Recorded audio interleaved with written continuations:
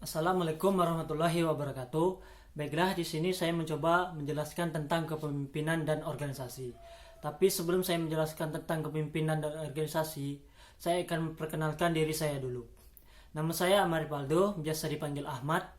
Saya kuliah di STIA di Setio Morobungo. Jurusan saya S1 Administrasi Negara dan nomor NPM saya 18 100 69 63 20 103. Baiklah, tanpa berlama-lama lagi, saya akan menjelaskan tentang kepemimpinan dan organisasi.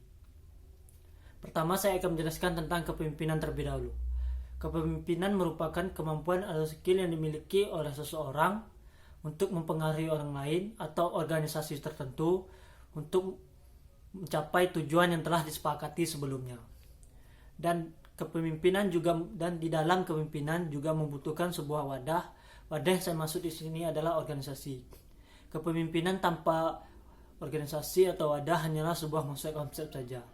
Dan konsep-konsep tersebut juga membutuhkan wadah atau organisasi dalam pengaplikasiannya agar kepemimpinan tersebut dapat berjalan dengan baik.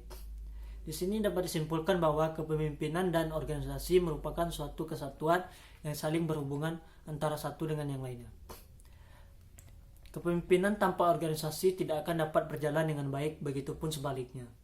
Baiklah, saya lanjut ke pembahasan berikutnya, yaitu mengenai teori kepemimpinan.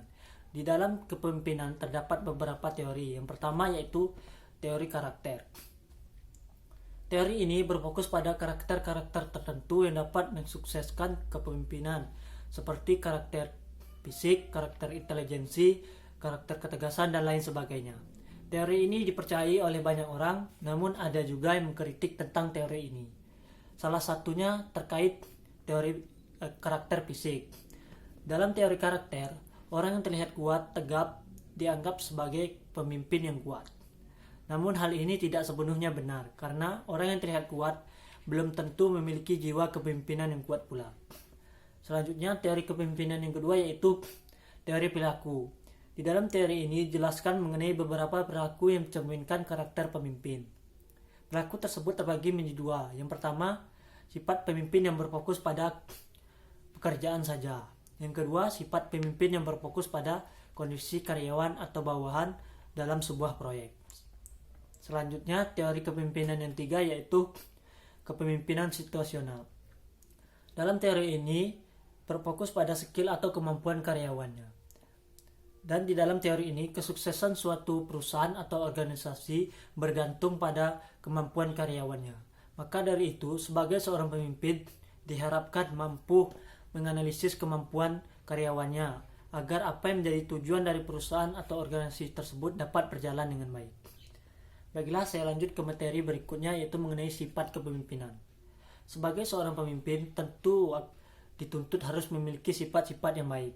Apa saja sifat-sifat tersebut? Saya akan coba jelaskan di sini. Yang pertama itu punya pendirian. Sebagai seorang pemimpin, tentu dituntut harus memiliki pendirian dan teguh. Karena pendirian yang kuat akan membuat pemimpin tersebut tidak goyah dan konsisten dalam melaksanakan tugasnya. Bayangkan apabila seorang pemimpin tidak memiliki pendirian kuat, sudah pasti pemimpin tersebut akan mudah dipengaruhi oleh orang lain dan tidak bisa menjalankan tugasnya dengan baik. Selanjutnya, sifat kepemimpinan yang kedua yaitu jujur. Sebagai seorang pemimpin, mutlak harus memiliki kejujuran. Sosok yang jujur adalah sosok yang dapat diandalkan dalam berbagai hal dan tidak akan menggagalkan suatu tujuan hanya untuk kepentingan pribadinya. Selanjutnya, sifat kepemimpinan yang ketiga yaitu komunikatif. Sebagai seorang pemimpin, tentu dituntut harus komunikatif dalam sebuah perusahaan atau organisasi tertentu. Untuk bisa memiliki sifat ini, pemimpin harus tahu bagaimana metode yang harus digunakan. Metode yang baik tersebut adalah metode persuasif, yang artinya mampu menarik seseorang untuk melakukan sesuatu tanpa adanya paksaan. Selanjutnya, sifat kepemimpinan yang berikutnya yaitu terbuka terhadap pendapat. Sebagai seorang pemimpin, kita harus terbuka terhadap setiap pendapat dan tidak boleh menutup diri. Apabila seorang pemimpin menutup diri dari pendapat, maka dia tidak akan dapat menjadi seorang pemimpin yang lebih baik dan juga membuat tujuan yang ingin dicapai tidak kunjung tercapai. Sifat kepemimpinan terakhir yaitu sabar. Sebagai seorang pemimpin, tentu akan dihadapkan oleh berbagai macam cobaan. Nah, kunci untuk melewati itu semua tentu adalah kesabaran. Bagaimana mungkin seorang pemimpin bisa menyelesaikan suatu masalah dengan kepala dingin tanpa memiliki sifat sabar? Pemimpin yang kurang sabar akan mudah menyerah bahkan sebelum ia mencapai tujuannya. Itulah beberapa pembahasan mengenai kepemimpinan yang dapat saya sampaikan. Saya akan lanjut ke pembahasan berikutnya, yaitu mengenai organisasi. Organisasi adalah bentuk setiap perserikatan kerjasama manusia untuk mencapai tujuan bersama. Organisasi juga diartikan sebagai wadah atau tempat berkumpulnya orang-orang yang saling bekerja sama dalam mencapai tujuan. Lalu, sejak kapan kita mengenal atau terlibat dalam sebuah organisasi? Sejatinya manusia merupakan makhluk sosial, bukan makhluk individu, yang artinya manusia membutuhkan orang lain untuk menjalani hidupnya, tidak bisa sendiri-sendiri. Tanpa kita sadari, saat kita dilahirkan, kita sudah terlibat dalam sebuah organisasi, yakni organisasi persalinan. Dan juga saat kita menimba ilmu, kita juga terlibat dalam organisasi, yaitu organisasi pendidikan. Bahkan saat kita meninggal dunia pun, kita juga terlibat dalam organisasi, yaitu organisasi pemakaman.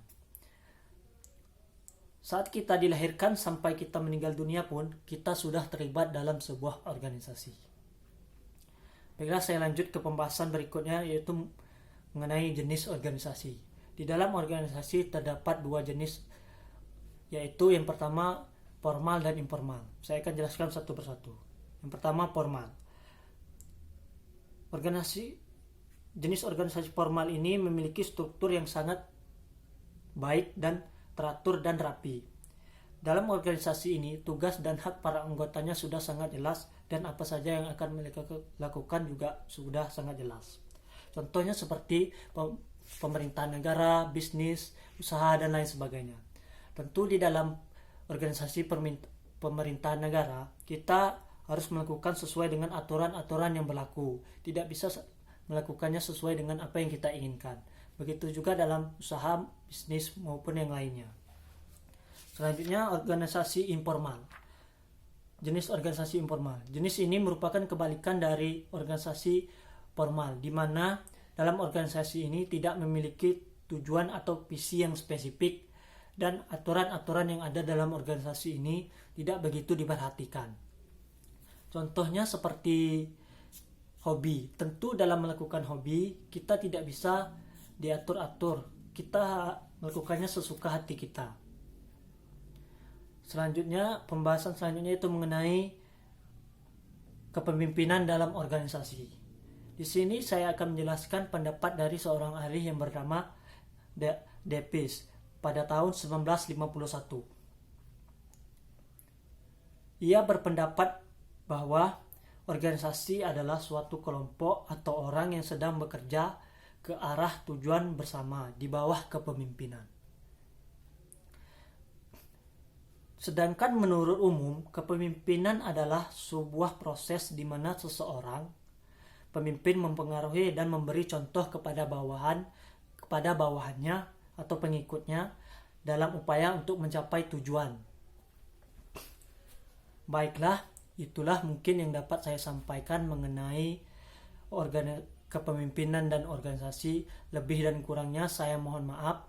Saya tutup. Wassalamualaikum warahmatullahi wabarakatuh.